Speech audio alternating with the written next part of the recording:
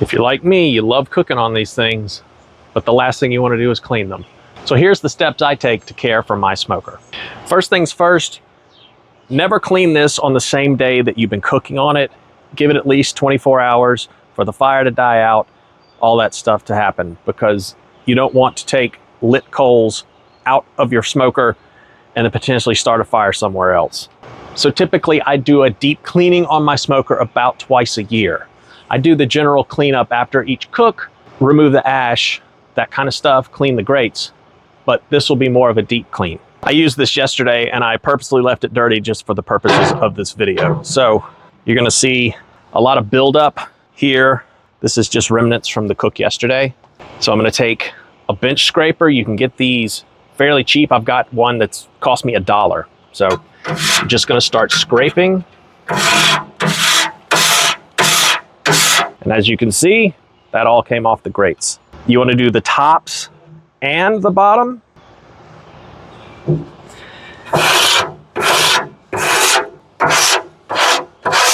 So this all came off that grate. I have one more step for cleaning this grill grate before I'm all done, but we're gonna set it to the side for the moment.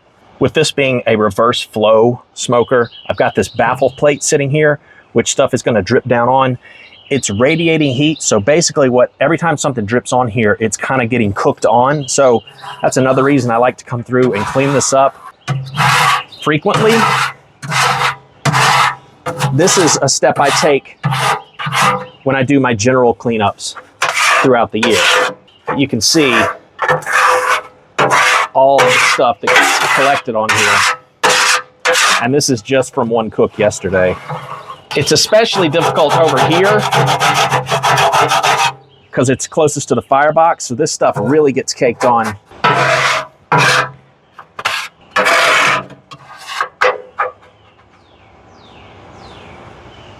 The next thing I'm gonna do is come through on the door, on the inside of the cook chamber. You'll see this black flaky stuff.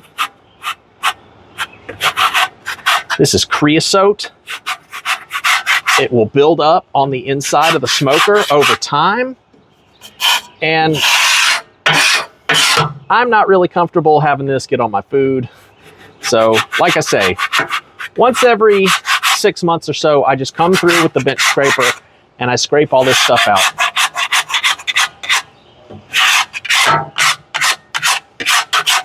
It builds up all on the inside of this.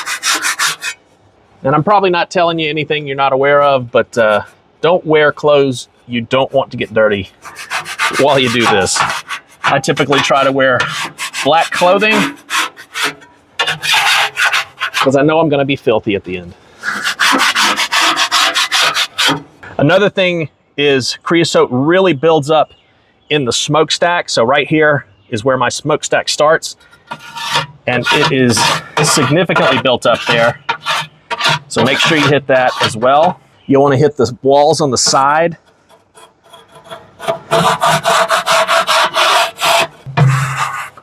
As you can see, that all came out from up here. If you're unfamiliar with how a reverse flow works, there's the baffle plate, and underneath the baffle plate is where the heat's coming from. There's an opening right here. The heat comes up, across, and back out the smokestack. So it's basically hitting this wall here as it comes under the baffle plate. So this gets really kind of caked up. So take a little extra time to clean that. You may even want to wear a mask when you're doing this.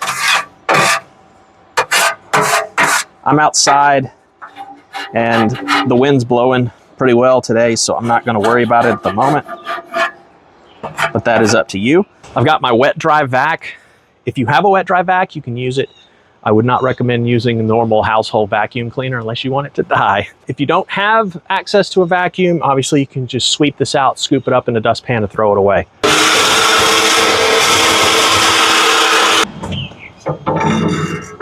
Firebox. Any wood that's left over, obviously save this. Go ahead and remove that. Gonna just dump it out. So you can see the way my firebox is designed, I have the grate as the wood burns, the ash drops down below it. So what I found this dustpan at the hardware store, and it fits exactly for my firebox. Now everybody's gonna have a different size firebox, different shape maybe, but for mine, I just go in, scoop out the ash, and go dump it. If you're gonna put it in a plastic bag, just make sure it's been several days since the fire has been going, because obviously you don't want to have things melting, and that can cause a whole nother headache. Again, wet dry vac.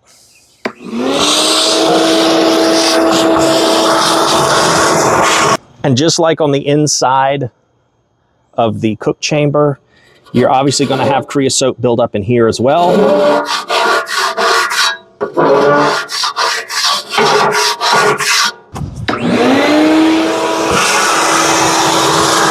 I'm not sure the light's going to allow you to see this, but this is inside the firebox, and as you can see, there is the bottom of the baffle plate, and then it runs all the way across. So all that creosote we took out from the inside, you also have it under here. Now, the best way I found to clean this is scrape out as much as you can with the bench scraper, but obviously you're not going to be able to reach all the way across, so I will get the water hose out and spray it.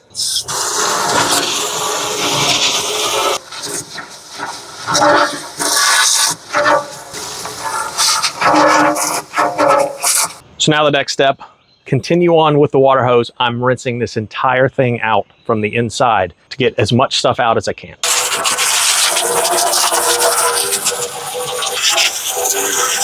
So now underneath here, I have this ball valve, which will allow fat and grease to drip out, but also water, as you can see. So I'm gonna open that up and use my bench scraper to scrape as much water out as I can. You can take a rag or a paper towel or some towels and just kind of dry up whatever little bit of water's left in here. Coming back to the grill grate, we're also going to use the high pressure water hose to clean the grate. So at this point, if it's a hot day, 100+ degrees, you may just want to leave everything open and let the sun dry everything out. I'm a big cast iron fan, so I always clean my cast iron with water and then dry it with heat. So I'm going to start a small charcoal fire in my fire basket to warm this up and dry everything out, because the last thing I want to do is have rust in here now.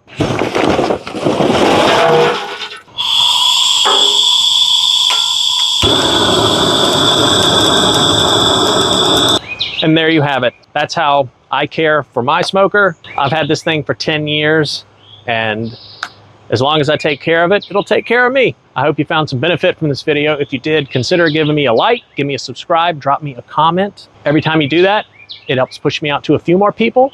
And with that being said, get up, go out, cook some good food, be a little bit better tomorrow than you were today, and I will catch you next time.